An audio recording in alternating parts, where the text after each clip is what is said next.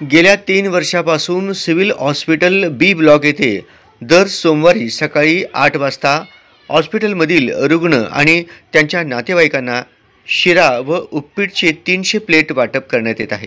सदरचे विधायक कार्य गेल्या 3 वर्षापासून बळवंत व्यंकट बिराजदार, राघवेंद्र पाटील, सिद्धू मटकेवाला, व्यंकय्या गुत्तेदार, सिद्धाराम हिराकूट, प्रकाश पुजारी, रामेश्वर विश्वनाथ गाळे, सौरभ बिराजदार, शशिकांत जमादार, गोविंद बिराजदार, वसंत पवार, तीरथ वर्मा आदी मित्रपरिवार राबवित आहेत।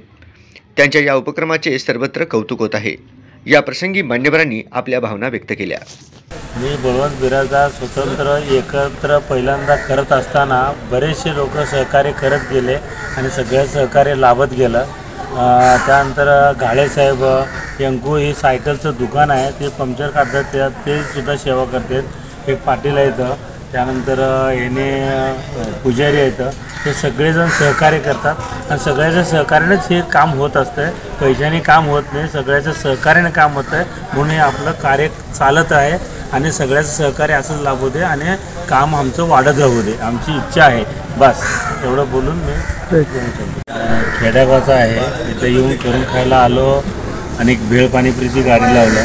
देवाने आम्हाला भरभरून दिलं। आमचे वडील म्हणजे काहीतरी दानधर्म करा म्हणून सांगितले।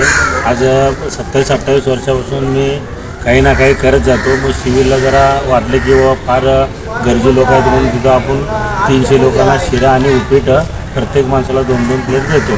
5 ते 6 वर्ष होत आले हे कार्य करतो।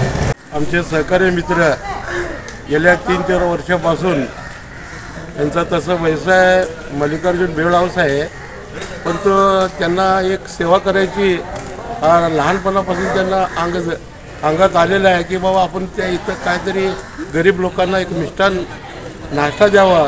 त्यांनी या ठिकाणी दर सोमवारी न चुकता मल्लिकार्जुन यांनी स्वतःच्या पैशाने या ठिकाणी 300 शिरा 300 उपीट, शिरा आणि उपीट हे गरम गरम दर सोमवारी 300 लोकांना या ठिकाणी वाटप करत असतात।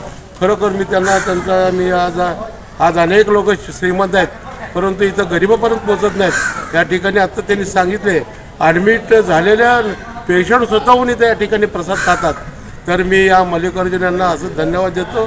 त्यांच्या हातनं अशीच सेवा करत राहो अशी मी परमेश्वर चरणी, सिद्धरामाच्या चरणी प्रार्थना करतो।